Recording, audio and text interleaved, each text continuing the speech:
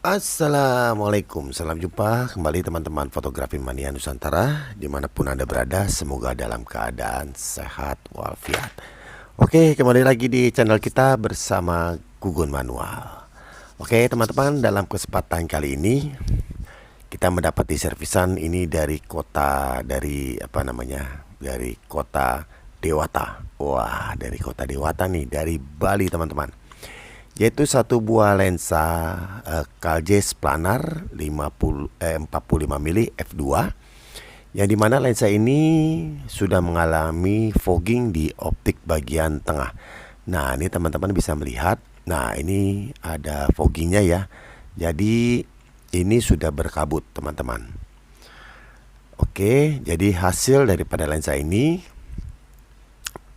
tentunya sudah kurang kontras, dan juga ketajamannya sudah kurang karena optik tengahnya ini sudah mengalami masa pakainya sudah habis. Kalau itu hitungannya sih masa pakainya habis ya teman-teman.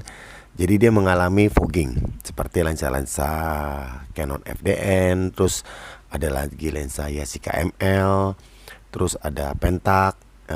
Jadi ini salah satunya dengan seri Caljes Planar 45 f2 ini. Kita akan coba untuk memperbaiki kerusakan foggingnya. Nah jadi ini nanti teman-teman yang punya lensa ini juga akan mengalami ya. Jadi bukan satu lensa, bahkan hampir semua lensa seri ini nanti akan mengalami fogging seperti yang kita akan eksekusi ini teman-teman.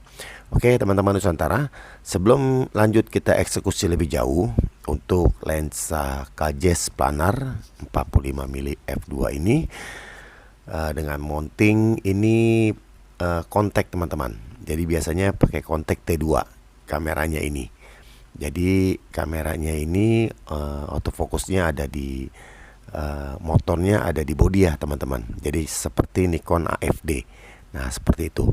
Oke, sebelum kita lanjut untuk eksekusi lensa Caljes Planar 45 mili f2 ini untuk kerusakan fogging, untuk teman-teman Nusantara dimanapun Anda berada, dari Sabang sampai Merauke yang suka dengan tutorial saya, ayo kita dukung terus channel Anak Bangsa. Semoga bisa berkembang, berbagi, bermanfaat, dan menambah wawasan seputar dunia fotografi.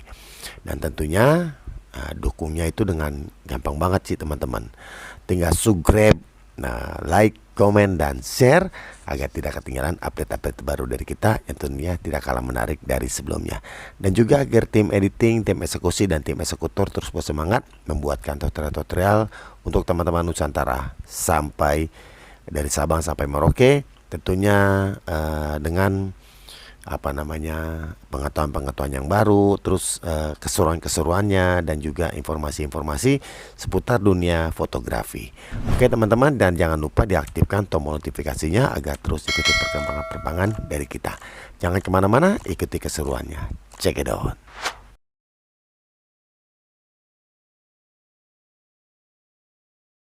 Oke teman-teman Nusantara, jadi untuk kilas balik daripada lensa Caljes ini ya.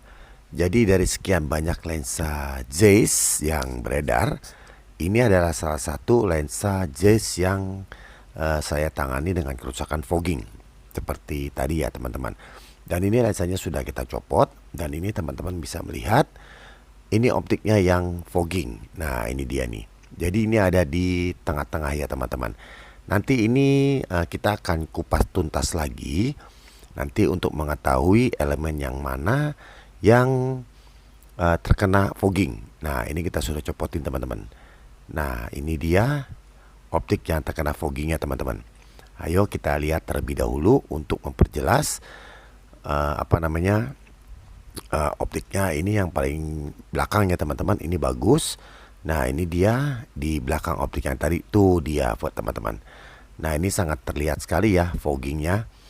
Nah ini jadi pengerjaannya teman-teman, ini harus dipisahkan menjadi dua elemen, karena ini yang rusak itu ada di bagian tengah-tengah daripada lensa ini teman-teman. Nah jadi ada dua elemen, dan elemen itu namanya lem coating. Jadi dari pabrikan itu dibuat mungkin nggak ada spare lagi dalam hitungannya, jadi lensa ini ditempel dua optik. Nah, jadi ini sudah masanya rusak, itu baik biasanya terjadi karena penyimpanan yang suhunya ekstrim ya teman-teman ya. Jadi nah itu lebih cepat lagi, dalam arti kata penuaian optiknya itu menjadi fogging. Nah seperti itu, seperti yang sudah kita tangani seperti lensa Yashica, lensa Olympus, terus lensa Pentax, Canon FDN. Nah itu sama ini jauh lebih baru teman-teman. Ini jauh lebih baru, mungkin sekitar 20 tahun lebih baru daripada lensa-lensa Canon FDN, Pentax, SMC Pentax, terus juga Olympus, Gozuiko, dan juga ada seri-seri apa namanya yang lainnya ya teman-teman ya. Ini beda umurnya, lebih muda 20 tahun daripada yang biasa-biasa saya buatkan tutorialnya. Nah ini teman-teman, ini kayaknya tidak terlalu terlihat ya, karena ini coatingnya sangat tipis sekali teman-teman.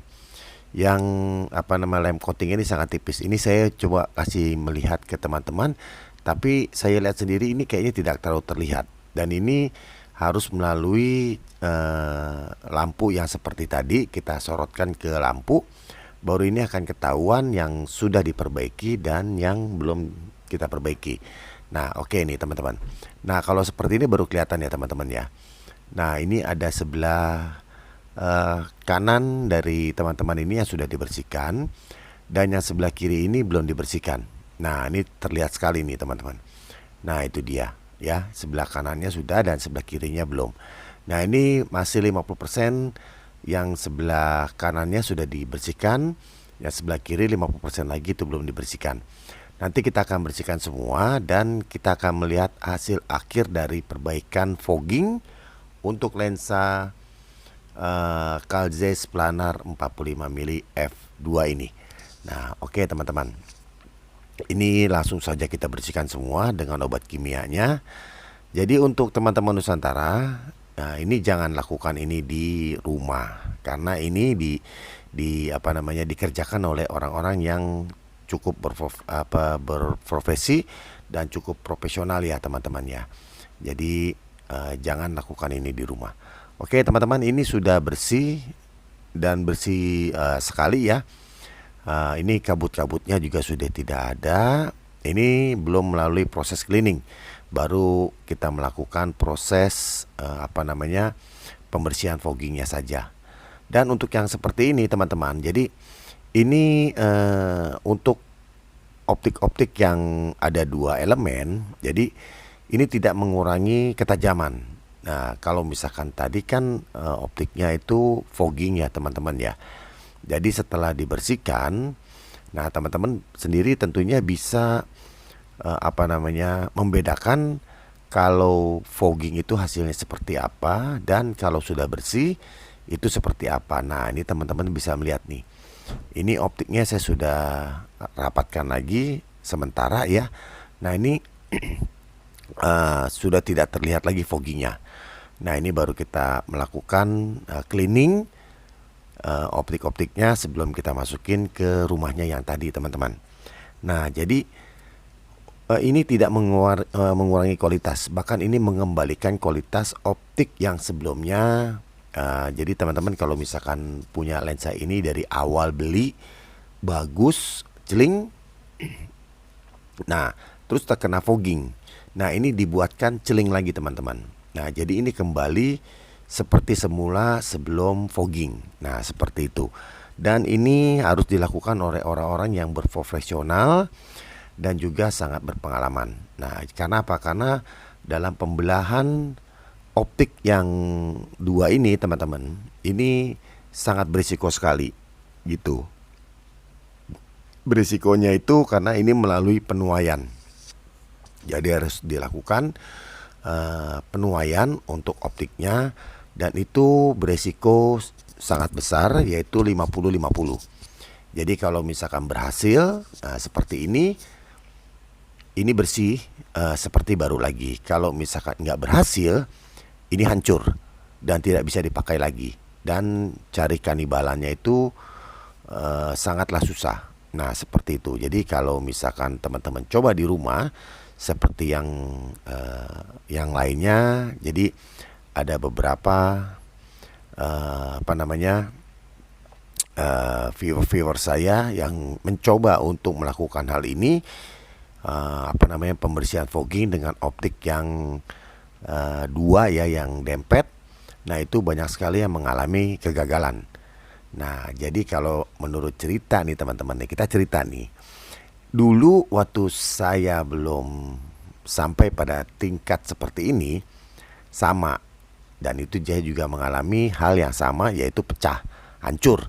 Jadi banyak lensa yang hancur yang saya kerjakan, tapi itu lensa sendiri, bukan lensa servisan teman-teman semua, bukan. Jadi dalam belajar itu saya beli lensa fogging, saya bersihkan, terus sampai akhirnya ketemu satu titik di mana tekniknya seperti apa untuk memisahkan dua optik itu. Dan itu banyak lensa yang saya hancurkan, mungkin sekitar puluhan lensa yang saya hancurkan.